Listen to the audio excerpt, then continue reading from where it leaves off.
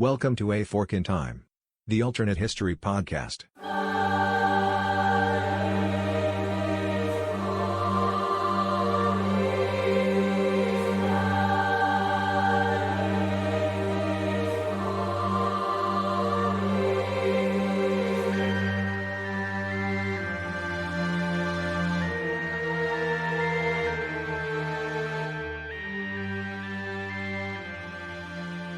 Welcome back to A Fork in Time, the alternate history podcast.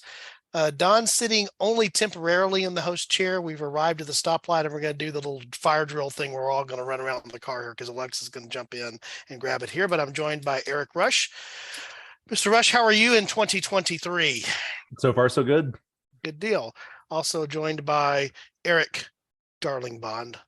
They're from a rainy Arizona, which is, I know that sounds like an oxymoron, but how are you doing tonight, Eric? Oh, I'm having a lovely night, Don. I just found out I got cast in a show, so I'm pretty excited. Congratulations. Congratulations. And last but certainly not least would be co-founder of the podcast. She also happens to be my daughter. That would be Alexis. Alexis, how are you tonight? And you're going to be the one that takes us away on this one, right? I am. I'm doing good. And because I'm taking us away, we can probably guess where we're going. Japan? Well, that's where we just were. Oh, well, just us. I mean, well, in podcast land, that's where we just were. Northern Ireland? Close. You're getting that's closer. another one. We'll come back to Northern Ireland, Eric. Yes. But we are going to go for this episode. We're going back to England, guys. Although, as we talked about off podcast, this has been on the radar, I think, very near the start of the podcast. This has been on the podcast suggestion list for a long time. And we're going to be talking about a little event that you might have heard about in pop culture that happened in 1605. What was it in November? It was in November. Should we remember it? I think we should. There might have been a comic about it and a movie. Yes, we are going to be talking about the Gunpowder Plot, which was November 5th of 1605. So if you've ever heard the phrase, remember the 5th of November, and you were clueless as to what that was in reference to, it is this specific event. And I will run us a little bit quickly through what did, and then I'll actually throw to Eric Rush because he actually came up with our fork for the episode.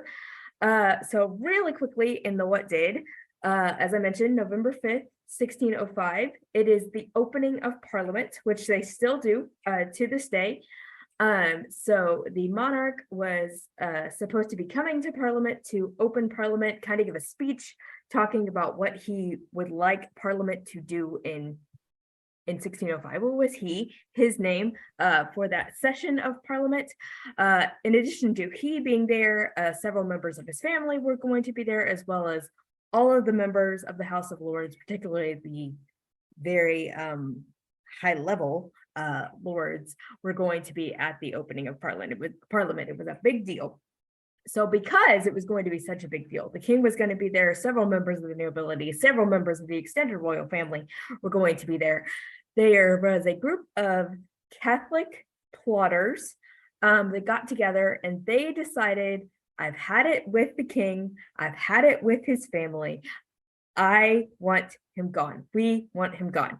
So the plan was to blow up the Houses of Parliament and subsequently kill the king, several members of his family, and several prominent members of Parliament. These were Catholic conspirators. The king was Protestant. We'll get into this a little bit as we talk through the fork, I'm sure, but England was a relatively new Protestant country, so there was still a majority, or at least a sizable population of Catholics in the country, but because of some laws that were enacted and put into place, they didn't have the clout and the rights that they had previously. So they were a little bit begrudged by that. And so this whole plan was to blow up the Houses of Parliament, blow up the king, blow up several members of the family, several prominent members of the nobility, and then after the aftermath, to install the king's young daughter named Elizabeth. I believe she was about 9 or 10. at the time. So she would have been very much a puppet ruler. But the plan was to extol her as the new monarch and then to essentially rule through her and become a Catholic nation again. So that is, in a nutshell, what happened with, or what was supposed to happen with the Catholic plot. Of course, it did not succeed. And the reason it did not succeed is because the day before, so on November 4th, there was a letter that was sent to a prominent member of parliament who was going to be there on November 5th, who happened to be Catholic. And so there was a letter sent to him basically saying, hey, so I know tomorrow's a big deal, but maybe don't show up because we're planning to kill everybody there. This letter was, of course, they sent it to this man, to an attempt to save him. They wanted him to not be there, so to not die, but also they kind of sent it to him because they kind of figured he wouldn't blab. But that's exactly what he did. He sent it on to the authorities, who were able to then go investigate, and they casually found a guy named Guy Fawkes hanging out in the cellars under the Houses of Parliament with around 36 barrels of gunpowder. So they were able to thwart the plot. So November 5th went on without incident. Parliament opened, nothing happened. Interesting tidbit though, to this day, as part of the ceremony around the opening of Parliament, there actually is somebody who goes down into the cellars of the House of Lords and checks the cellars for gunpowder and other explosives, just to keep up with that tradition of making sure everything's okay before the monarch shows up for the opening day of Parliament. So just two quick things there before we pass over to Eric Rush, because Eric's going to give us some interesting tidbits that he shared with us on our podcast too. The king here is James the First. So this is only 2 years removed from Elizabeth's death. So having been James the Sixth of Scotland, now James the First of England, it's not exactly like he's been well established on the throne. And of course, the execution of Mary, Queen of Scots has been an event, 25 years previous, give or take. Executed because she was very Catholic. Right. And so the whole, this is a continuate, we're not that far removed, even though, see the episode Protestant Win, even though the Armada does not succeed, we are still not that far removed from the same generation that was looking to put a Catholic back on the throne. And with a new king having to have been invited down from Scotland to take that position, even more question about the legitimacy of that. I just want to throw that in, just remind everybody which king we're talking about here. Eric Rush, share with us some of those neat little tidbits you gave us, and some other stuff there is too, and the idea for the fork. Yeah, well, I mean, there's a few little interesting tidbits, and I think one of the things to keep in mind is that as you had alluded to, James the First, or James the Sixth of Scotland as well, was not well established on the throne, and because Elizabeth had been so anti-Catholic, there was some curiosity, some hope that James the First would have been, if not Catholic himself, as he was not, at least less virulently anti-Catholic. And there was no, unfortunately, there was, well, for these plotters at the very least, there was no evidence that was true. So there was some hope at first, but it didn't really seem to be borne out. And so they were hoping that they would then be able to blow up Parliament, kill the king, kill all the lords, anybody else who was at the event. And then eventually they would be able to reestablish a Catholic monarch, which they were hoping would be Elizabeth, who is a descendant of James the First. I think she was his daughter. Now that I'm thinking about it, and who is believed to be Catholic. So it wasn't really well understood, but that's my recollection of kind of what they were trying to do here. They wanted to reestablish ideally a Catholic England, and if not that, then at least a Catholic tolerant England. Problem is with conspiracies is you can only have a conspiracy if everybody else in your conspiracy is dead, because people don't keep secrets very well. And so the details of the plot were finalized some days before it was scheduled to be done, and then Guy Fawkes would be the person who would actually execute by lighting the fuse, so to speak, and then they would escape. and then they would ensure the capture of this the king's daughter Elizabeth, and then they would somehow, things would happen, and you would have, England would become a Catholic power again. Problem is people talk, and people who are maybe have a little misgiving about what's going on, about all the people that they're planning on killing. Sometimes we'll try to alert the people that could be present. And so what happened was somebody, and we're not really sure exactly who it was, sent a letter shortly before the plot was supposed to be carried out to William Parker, who is the Baron Monteagle. And what it basically said, and I'll read the letter. And it says, "My lord, out of the love I bear to you, some of your friends, I have a care for your preservation. Therefore, I would advise you, as you tender your life, to devise some excuse to shift your attendance at this parliament. For God and man hath concurred to punish the wickedness of this time. And think not slightly of this advertisement, but retire yourself into your country, where you might expect the event in safety. For though there be no appearance of any stir, yet I say they shall receive a terrible blow this parliament, and yet they shall not see who hurts them. This counsel is not to be condemned, because it may do you good and can do you no harm. For the danger is past as soon as you have burnt the letter. And I hope God will give you the grace to make good of use of it, to whose holy protection I commend you." So this is obviously these are not idle words. And so instead of just heeding the words privately, Baron Monteagle handed it to the Earl of Salisbury.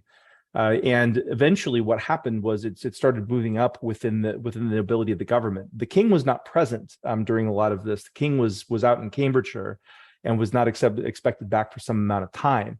But eventually they investigated, and they eventually found they found the quote unquote smoking gun by Guy Fawkes in the basement of the Parliament building. So the point of departure would be, what if this letter had never been written? And because we don't really know exactly who wrote it. Let's say that somebody didn't have a partial change of heart, or didn't really have the need to protect this one noble. If that wouldn't have been done, there's a pretty good chance that the plot would have succeeded. Because we were talking about this off podcast before we started recording.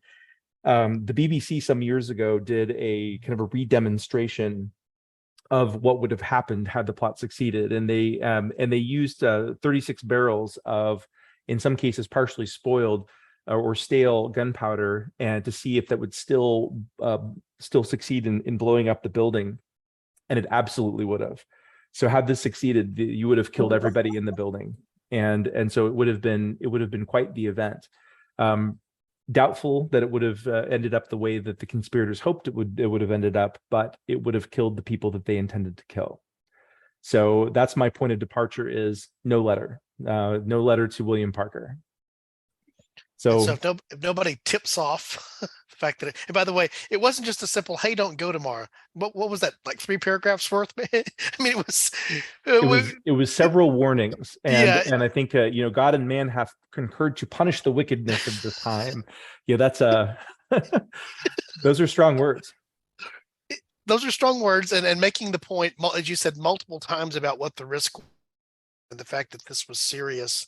And I think it's easy for me where I would just jump in as a reminder here that even though Elizabeth reigned for 50 years, it was a long reign.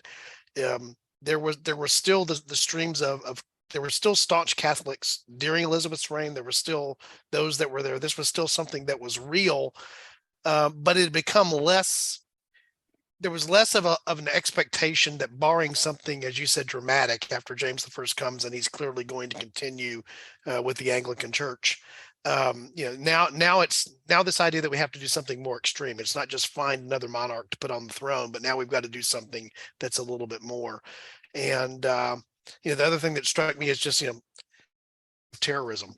This would have been an extreme act of terrorism. The analogy that ran into my head when Eric was sharing the fact that this would have actually done the damage. This would have killed, I started thinking about modern acts of terrorism where, improvised fertilizer bombs and the other things that we're aware of, the World Trade Center bombing, for example, that, predated the events of 9/11. This would have been of that ilk, just in an entirely different era where gunpowder was the way that it was done. So if we take away the latter, we assume then that the logical fork is going to be that we have the explosion. Now, if I understood correctly, James is not actually I guess the first question to establish is James killed in that explosion? He probably would have been. He was back by the 1st of November. Okay. He should have been there. Okay. Yeah. And the one thing I guess I didn't know until digging this a little bit deeper is that eventually we do have James's oldest son is Henry, who predeceases. And so at this particular point in 1605, the heir to the throne would have been Henry, who is not yet of age, who would have required a regency. Correct? Is that the right summary that I'm thinking about here? Yeah, he would have been Correct, about 10 or 11 years old at this point. So pretty much all of James's heirs at this point would have required a regency. Would have been pretty young. Yep, exactly. And so, of course, the other thing to remember there is, this is fresh in my mind because I've been re-listening to Garrett Mattingly's The Armada, which is a fantastic, well-written book on the Spanish Armada. And I'm just got through the chapters where it's setting up, with the execution of the Mary Queen of Scots and the whole thing there, is that while she is James's mother, they are very much estranged. So while she is a staunch Catholic, he has almost been raised intentionally removed from her influence in such a way that he is not that, which is why it was, quote unquote, safe for those who wanted to have a successor to Elizabeth to invite James to come among all the possible claimants. Because by that point, there were a lot of folks who could make a somewhat legitimate claim to the throne. And then the other thing that jumped out at me, this is a little bit of an aside, but a tangent, is recently as Charles took the monarchy, remember one of the first things that he did were signing things that related to the Church of Scotland. This is this connection between Scotland and England that goes back to this point of James being brought in. So we lose James and we pick up let's assume a King Henry here, a young King Henry. So I guess the first thing is, what does that look like, particularly after these events? I mean, what's the front end of this fork in terms of how much chaos gets caused and what happens, before we go further down it, what happens in the near term? Well, first of all, the original plan was not for Henry or even Charles. It was for the daughter Elizabeth. It was for the daughter Elizabeth. Yeah. Reason being for that, Henry does die young. He is determined to be feeble by the conspirators, why they don't pick him, because for all intents and purposes, he should have been the choice. But they don't pick him because it's determined that he is feeble, weak. They don't want to mess with that. They don't want to pick Charles because Charles would have required that minority for a long time. Wouldn't have been able to rule in his own right. So they go with Elizabeth, assuming that she can be raised Catholic. She's about 9 or 10 at this point, so she could kind of be converted. She's young enough. She's in that age of influence. And they could also marry her to a Catholic consort. So if we're going to change the fork even more, and we're going to go with Henry, first off the bat, you're going to have a sibling thing, possibly, especially if the conspirators were thinking Elizabeth the whole time, where it's like, hey, we were going to go with Elizabeth. It's like, well, you killed the king and he's got an older son, so we're going to go with Henry. Yeah, or in another way, someone just says, let's not be ableist about this. I mean, yeah, he's sickly, but, things could turn around. That's not stopping him. Baldwin IV was a leper, and he was a pretty good king of Jerusalem. Let's get this kid on the throne. Henry. Multiple kings of France. Who? Yeah. But was he really sickly until his terminal illness? I mean, it's... Sorry, go ahead, Don. No, I was about to ask that same question, Eric. So please go ahead. My understanding is at this point, this is before he's been stricken with he had typhoid fever. Yeah. Well, and typhoid fever. I mean, that was a reality at the time. I don't think that speaks to his constitution. I think it just speaks to the, the nature of the time. But it sounds like, the history was that he was, he liked things like, jousting and horseback riding and things like that would indicate that he had a pretty reasonable constitution. Yeah. Played golf. I actually read something where it said that he owned golf clubs was one of the things that popped up in one of the things I was looking at there. There you go. The other thing to consider is, would he have been killed? Would he have been with his father? I mean, if you think about modern opening of parliaments, let's go back to Elizabeth. Most of the time, Charles was also there as the heir. So that's a good point. Is Henry also dead? And so we have either a Charles or an Elizabeth that we're dealing with as the successor. That's interesting. I and I don't know the answer to that. And I don't know. I assume that information is available about who was in attendance. Or who would have been in attendance. Obviously, they changed the plans once they find the plot, I think, in terms of what's going on there. Because I think the Parliament actually didn't open as a result of that until January, because they postponed its opening. But I think Alexis hit it on the head earlier about part of the reason you choose the female claimant is that lets you set up whatever marriage situation you want to whoever there. It's a lot easier to do that with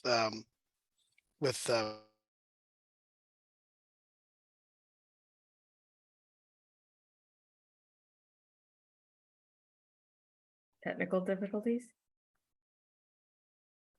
I think so. We're just going to talk here. Don has. I'm back. I know you lost me there. I'm back now. So can you hear me now? Yes. Yeah, you're good. Yeah. So my point is, it's easier then to control the outcome when you're guiding the female monarch that you've placed on the throne to who you want to marry and set up the scenario there. Given the time. Yeah, much easier. All right, so we're going with Elizabeth. Well, or are we going with Charles? Because we do have an older son. Even if Henry's gone, I like the simpler path of not having this, race with two child monarchs, figuring out who to. Although that would be an interesting, scenario, because that would make it a little more complicated. But the idea of Elizabeth Charles being like 5. Yeah, Charles is very young. Very young. I think we were, because Charles was the one who was very ill as a child. So he was the one who was seen because he had rickets. And I am reading here that apparently Henry told him he'll make him Archbishop of Canterbury when he was king. So he would have a long robe to hide his ugly legs, because everybody is a jerk. Don't worry, brother. I'll give you a job. Yeah. So I guess my question is, if we assume that they are, is it a fair thing to say that Elizabeth then let's make a couple of assumptions here, so we're not coming around. Henry dies in the blast along with his father, so that removes him. Now Elizabeth is the oldest; she's older than Charles, correct? So that puts her appropriately in line, unless you're going to go find somebody else. And so there's the effort to put by the conspirators. There's the effort to put her on the throne. So she's, I guess, would my first question is, would somebody else have advanced? Would the Protestants have advanced somebody, be it a young Charles, or be it as somebody else to try to take the throne? How likely would that have been? I think there would have been a very, very swift reaction against Catholics in England. I think they would have. I think it would have been pretty dramatic, and I think that there was, even though there was a strong anti-Catholic sentiment, both legally and just in culturally there, it would have been far fiercer. Okay, so do you think under that scenario, Eric, that we get Elizabeth on the throne with the Protestant powers that be that have survived, prosecuting against the conspirators here and rooting out, whatever remains of Catholicism in England, and we still have Elizabeth? It's just not the Elizabeth they hope to get by installing her and then marrying her off at young age? Yeah, I think that's likely. I mean, I think you could. I think you could get a much more. We'll say a much stauncher kind of obligate Protestantism like what existed in Scandinavia at the time, in England, and so it would have been, it would have been that everybody would have just had to be Anglican at that point. Okay. So under that scenario, do we end up with much of a conflict, or do you think it's taken care of pretty quickly that they? I think it's taken care of pretty quickly. I don't, I mean, I, So is this I, so is this a blip, or does this carry on for a while? oh, I think it leaves, I think it's a traumatic event. I think it leaves, it definitely leaves a mark kind of on the national psyche. But I don't think in terms of any sort of, political changes. I don't think it really changes the path all that much. Although I have to say is you might have a little more zeal and embrace of kind of the Stuart monarchy, what's left of it, because keep in mind what happens not 40 Right. years after this. Do you have a Commonwealth? Do you have a protectorate? What happens to Cromwell? Right. Maybe nothing. Maybe there is no Cromwell. Right. And so if you remove that part, what we know as the coming history from 1605, if you remove that out, that probably has as much or more of an impact long term in terms of not having that period in the restoration and everything that went with that. And as you said, eventually we lose Stuarts here. Eventually we have to go to somebody else here pretty quickly just because of what happens as we move forward over time. Yeah, one quick thing on that, interestingly enough, this Elizabeth we're talking about, her, I believe it's grandson, is a person by the name of George the First. Just Yeah. tying that full circle there. Yeah, we 'Cause- got to go to Germany, but the line still carries. But it's interesting because the reason we got to go to Germany is because we got to make a Protestant jump because we had gone back to Catholic for a second. I don't think that happens if we have a successful gunpowder plot, because I think, to Eric's point, I think it gets snuffed out pretty quickly. I think that it kind of becomes that more hardline Protestant. We're with the Stuarts because the Stuarts that survived, we're with them, we back them. I think it becomes more entrenched Protestant. So there's not that whoopsie flip back to Catholicism for a second with James II. So you don't even have to go to, and we have Elizabeth who's possibly not marrying Frederick of the Palatine. So you're not doing that. I'm curious, and Eric, you might be able to speak to this because you watched that demonstration for the BBC. So with that 36 barrels of gunpowder, what was all destroyed? Everything. Did it go beyond the Houses of Parliament into London? Because I'm curious to explore you kind of touched on it, the social ramifications. I think obviously there's shrapnel flying at everywhere, and so if there are people kind of standing nearby, they would likely have been injured or killed as well. But as far as London, overall, would it destroy a large swath of that part of the city? I don't think it would. But so it would be the building and immediate environs that would have been destroyed. Yeah, but it's an important question, Alexis.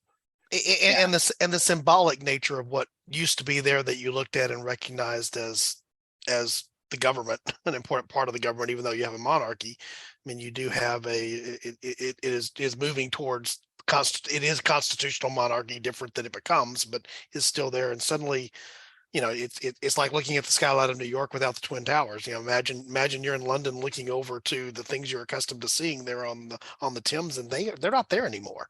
And that reminds you of why they're not there constantly, which is I think the immediate thing that happens. To your point, Eric, earlier about is there more of a we're going to root out these last roots of Catholicism. Look at what they've done. Where it becomes an even stronger Protestant control.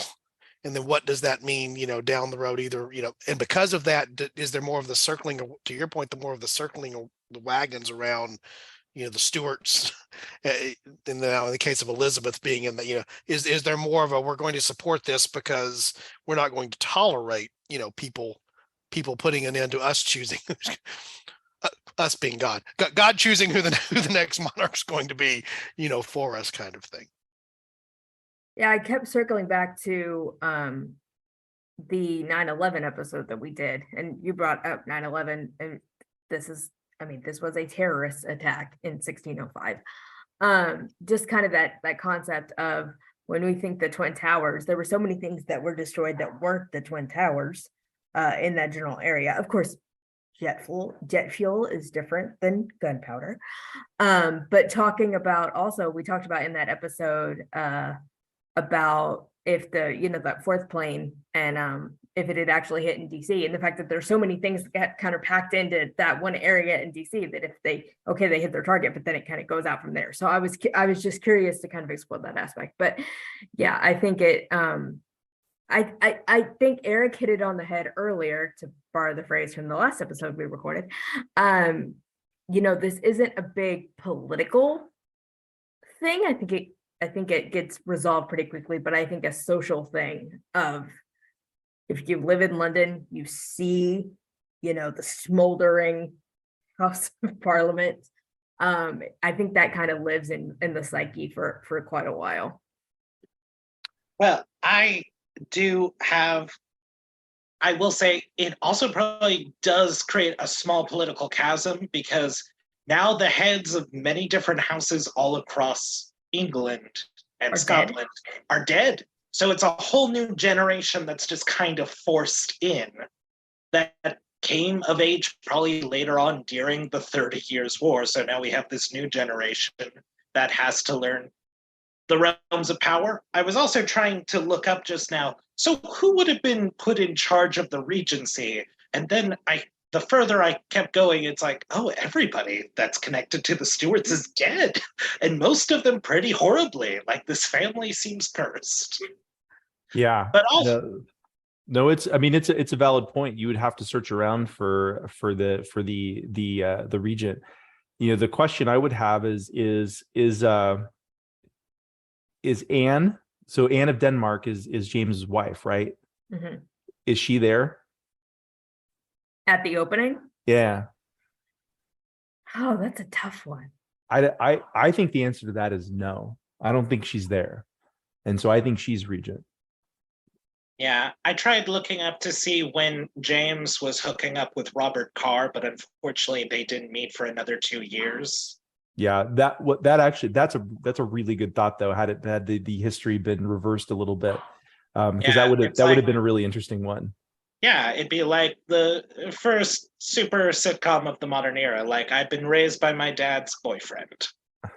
Like, he's gone, but other dad is here. My two dads. There we go. We brought him.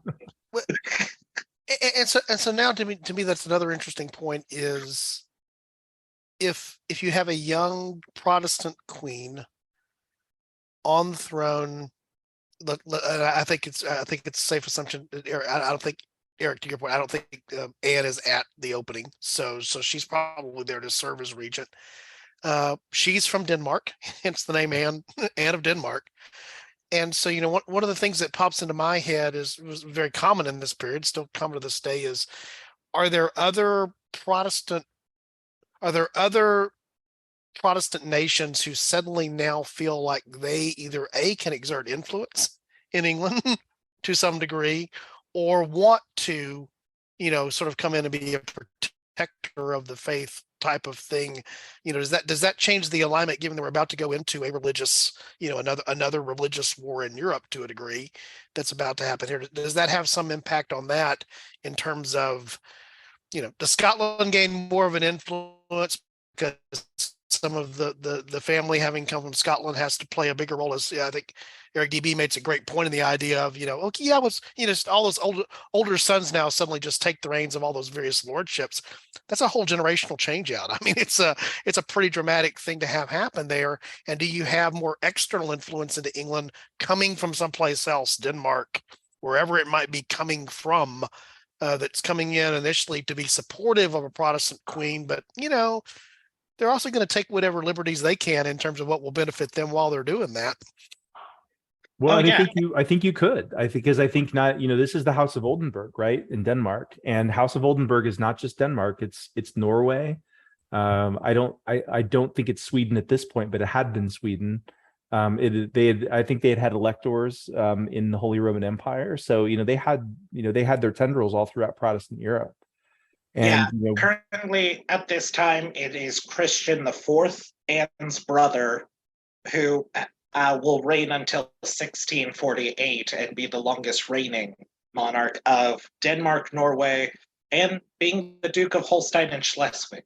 there you go. Okay, so that's helpful. And I think the answer is yes. I think you do see, you know, more, we'll call this more Danish or at least House of Oldenburg influence, because we know this is possible because we saw this 100 years later with the House of Orange, right? Right. So, you know, we saw Dutch influence. So this is just Danish influence a little bit earlier. So I think it's very possible. Yeah, and to me, that's the interesting thing here is that, you know, nature abhors a vacuum, leadership abhors a vacuum, and so somebody's going to try to fill that vacuum. And when what's filling the vacuum rightfully is a minor monarch that's in a regency position, and then who else can influence that? They're going to try to influence it for whatever's there. So to me, that's an interesting thought, and I personally believe this would have led to a much more not that Catholicism was tolerated necessarily in England. Certainly there had been, you know, the issues that had arisen post Henry all the way through up to leading to this, but I think you get a renewed sense of it being, it would not just be sometimes looked over like it would have been, because the reminder would have been what Catholics allowed to not be, you know, kept in their proper place relative to a Protestant throne, what that means. And the other thing that ran into my mind, sort of the reason I went to the 9/11 is that, you know, this is remembered because of the rhyme as the 5th of November. You know, we talk about 9/11. I don't think they would have referred to it as 11/5, but you've got that same type of mindset that goes on there where it influences things for decades and generations to come, you know, calling back to it. There's always that concern about, let's not have another 11/5. Well, do you know what doesn't get created if we don't have the 5th of November as, you know, a failed gun plot? There's no Halloween, babe. There's no more Halloween. You know what that means? It means our Halloween special, Don, never gets made because it doesn't become Pope's Day, which turns into Papistry Day here on the East Coast in Boston, which then turns into Halloween. So we have no tradition. We just have creepy Christmas still with mummers. There you go. Well, that's a bummer. I don't like this episodes away. So I was interested in this alternate history, and now I don't want it anymore. Yeah, that's right. Hocus pocus, never gonna happen now. Oh well, never see Batman. Yeah, don't tell my kids that. And this raises a tougher question for me, is, you know, we often struggle with going down alternate history paths. It's whether you're changing the history, whether the fork is changing an event from a did to a didn't, or a didn't to a did, is sometimes they're similar, but sometimes they're very different in the sense of, yes, there was a plot, the plot was uncovered, you know, a letter was written, all the things that are there, but there's not a massive rebuilding program for a House of Parliament, or so, you know, the type of thing that, you know, mars the London landscape for a period of time in quite the same way. Or, you know, what invariably happens, you know, what could have happened from that is this tangential thing you don't even often think about is, okay, they have to raise taxes for that. And as a result of that, somebody gets upset about the increase in taxation for rebuilding Parliament. And so, you know, this is the time of the Cromwell and the rise of the Roundheads, you know. And again, why are we even doing all this? Why don't we just have why do we have a monarchy at all, you know, kind of deal? Oh, well, you know what I also just think of? The King James Bible will not be written. The Geneva Bible that the Protestant, that Puritans love, probably becomes a lot more popular. Also, Shakespeare gets arrested because he wrote Macbeth and he wrote Hamlet, which is about the Danish royal families. And then suddenly the king is dead and there are just a Danish royal house largely given a lot of influence. It's probably very awkward to perform those plays. Those plays get known as cursed. This play literally got King James killed. So, well, the King James Bible it wasn't complete by this point, but it had been started, right? Yeah, because would it have been 1604? So maybe it was started, or maybe, or at the very least, if it's not, maybe not completed, or at least it looks a lot different, and it's not the King James Bible. Maybe it's the Queen Elizabeth or King Charles Bible, and it looks quite a bit different. I don't know. I mean, but Eric, you bring up a really good point that it can't be the same. Like, there's no way for it to be the same. Yeah, and to me, the other thing that goes with that, is that part of the King James Bible is also James, being a very smart politician, is still understanding the nature of the religious conflict that's going on here, and and the fact that there's the recognition there needs to be a Bible in English that is we call it the King James Bible. The official name for it, of course, is the authorized version, because there were other Bibles running around in English. They just weren't the official authorized version, for all the benefit that gave and didn't give. But the other thing that just ran through my head was, coming off of the 50-year reign by Elizabeth, and again, I'm influenced a lot right now by listening to to Mattingly describe that in the Armada. There was a lot of ups and downs. Elizabeth dealt with things all the way through there, but the one thing Elizabeth brought was stability for that 50-year period of time. I mean, the magic of Elizabeth is navigating to stay on the throne during that contentious period of time, given all things that were there for 50 years. I mean, that was her gift, and she did it by hook and by crook sometimes. But so you go from this very stable 50-year reign to James has been on the throne for 2 years. And now suddenly you're back into this whole cycle of, it's, are we going to do this? Are we going to constantly be changing now? Are we going to go back?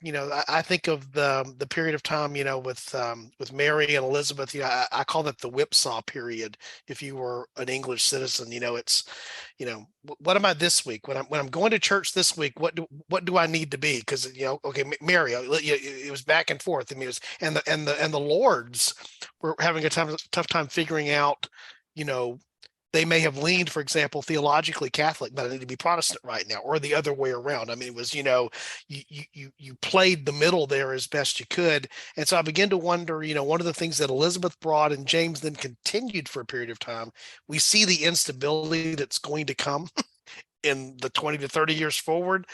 If you accelerate, in other words, is the 2-year reign of James dying by assassination in a massive terrorist act, does that bring an era of instability back that undoes that 50 years of Elizabeth plus what you normally had with James there, if that makes any sense? I went the long way around the block to say that. Yeah. Oh, but I did look it up. King James Bible officially published 1611. Yeah. Yeah, but commissioned 1604, like Alexis said. So. Right. Yeah. It had just been commissioned. Yeah. So, in fact, I don't think I've ever read this relative to the Gunpowder Plot, but it's interesting that it was commissioned in 1604, and here we are in 1605. It was just that further indication of there was still the religious tension that was going on behind the scenes. Especially because he was a Calvinist, which a lot of Protestants hated. Well, you make an excellent point there, Eric. Without delving too far into the theology of that, the Scottish flavor of Protestantism was not the Anglican flavor of Protestantism. Yes, they were both Protestants, but it was not. I mean, the Church of England, quite a bit different. Yeah, the Church of England still looks very Catholic, except for the head, in a lot of ways. Scotland had gone through an entirely different experience during the Reformation, and James was very much influenced by Knox and the others. It was Scottish, as you said, Scottish Calvinism. Scottish Protestantism was not English Protestantism, and it's easy to forget that because we use the same term to describe both of them. Yeah. Oh, I thought of one more thing that gets interfered with because there's no James to end it. Trade with Japan. So the only reason that the English stopped going to Japan and establishing more contacts is James felt it was too expensive to maintain. Yeah, and to me, the other interesting part about that, and again, now my brain is turning about those differences that happened there. Again, heavily influenced by hearing a lot about Elizabeth right now, is England had established itself as a nautical power, particularly with the Armada victory being what it was. It became about English power here, but it was not still from a standpoint of wealth or trade anywhere close to many of its European counterparts. I mean, part of the reason that Spain was able to mount the Armada was with the resources they had to be able to mount that. In England, England was fortunate, you might argue, because of the weather situation to avoid the consequences of that. And so you still have an England here, be it James or be it Elizabeth or whatever, that is still economically lagging behind much of the rest of the continent and will be for some period of time. It's not until later that changes to any degree. It's going to change, but it's not going to change in the near term. They're still, I guess my point, they're still dependent upon relationships with Europe because they're not economically able to stand on their own at this point. And so if you alter the need for help from a Denmark or some other Protestant power in Europe to help, protect yourself, what does that mean? I mean, is there who is the king in Spain at this point? Is it still I don't know, that's chasing it a little bit, but is there another thought? Oh, okay, now here's another chance, kind of thing. Elizabeth's gone and James gone as well. What else is lurking out there in this alternate timeline? Anybody thought of anything else? So it's Philip the Fourth. Who's the king of Spain? Yeah. I don't have anything on this timeline. I just I continually am looking forward to retiring to my English country manor. That's all. So should we all? Mm-hmm. Yeah. By the way, if you want to do that, don't marry American actresses. I'm just saying that in the current events right now, that precludes you being. I bought the book today. And well, what's really funny is I came home and Jake was unpacking the bags and he goes, "I knew you would." I really like the interview on Colbert. I haven't seen the whole interview yet. It's good. It's just kind of confirmed my whole thing of like, the older I get, the more I'm thinking like, man, monarchy just seems like child abuse. Yeah, absolutely. Yeah. So the last question I'm going to ask, just to sort of bring us to a conclusion and circle things up, what do they rebuild there? Because that's the interesting concept to me. I think Alexis and I talked about that briefly. If the Capitol had been hit during the 9/11 scenario or the White House, sort of there's, and then what we saw with 9/11 with the Twin Towers. Well, we didn't build two towers back. We just built a larger single tower back as a point of show there. But that's different when that's a sign of commerce versus it being, related to your seat of government. So I'm just curious, do they build something back there? And in what way is it different than what we know because of how that changes things?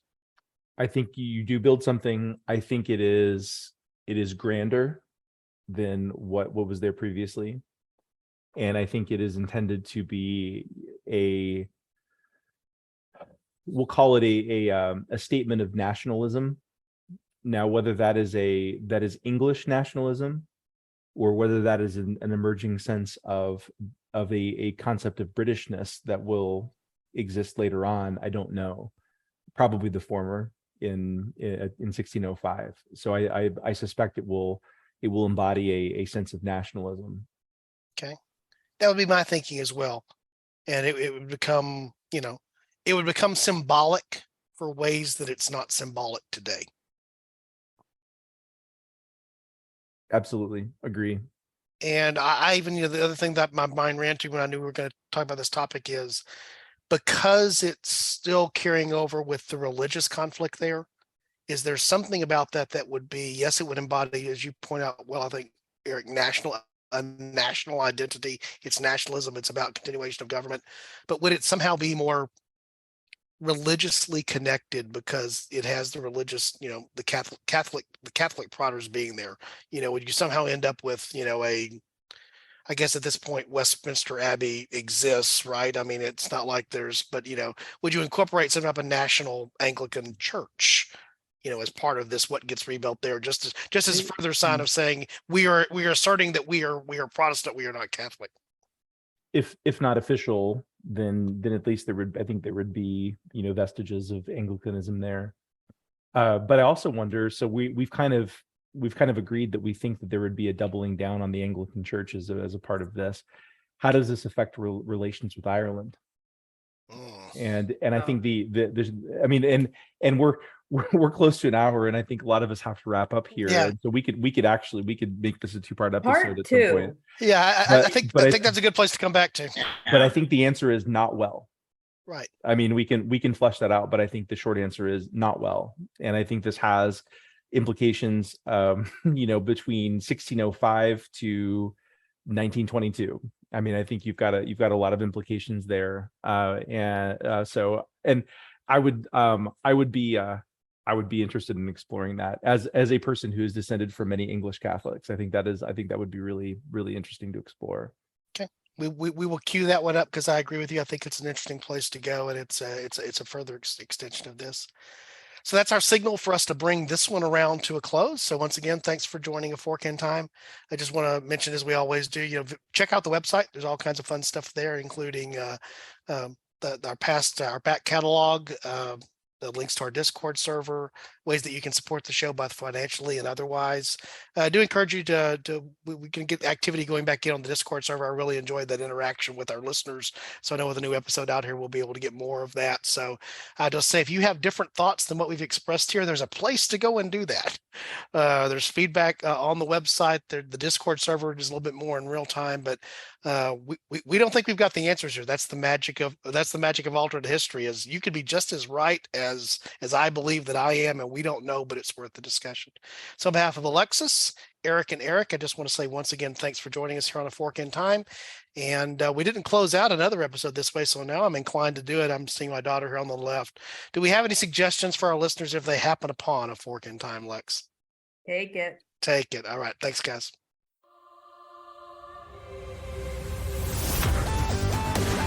Thanks for listening to A Fork in Time, the alternate history podcast. Learn more and provide feedback by visiting our website at www.aforkintimepodcast.com. Connect to us on Facebook at facebook.com/aforkintime or follow us on Twitter at AFIT Podcast.